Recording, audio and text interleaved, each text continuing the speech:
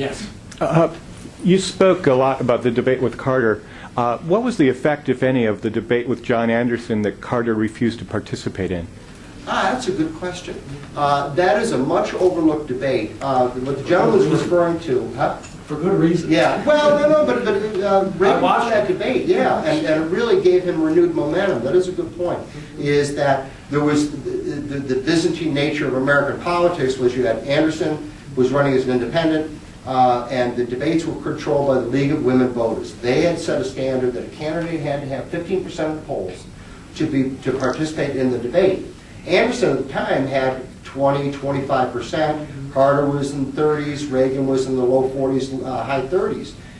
Reagan saw, obviously, the political advantage in including Anderson in the debate because Anderson's running as a liberal. He's going to lead votes away from Jimmy Carter, hopefully, although if he runs as a Republican, he takes votes away from Reagan. If he runs as a liberal, he takes votes away from Carter. He ends up in taking Pat Lucy and going after Carter so aggressively. He runs as a liberal, so he ends up taking votes away from Carter. Not that it affected the outcome of the election.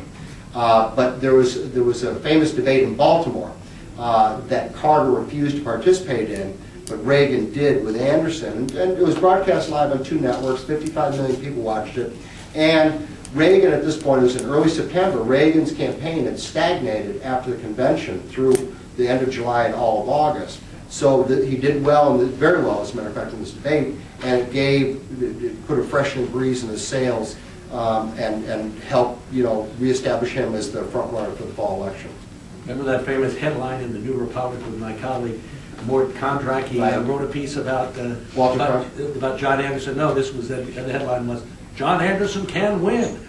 Yeah, and he was the only independent the New Republic ever endorsed for President of the United States. Yeah. Of course, Mort also broke the story that Walter Cronkite was going to go on the ticket with John Anderson. Yeah, I remember that.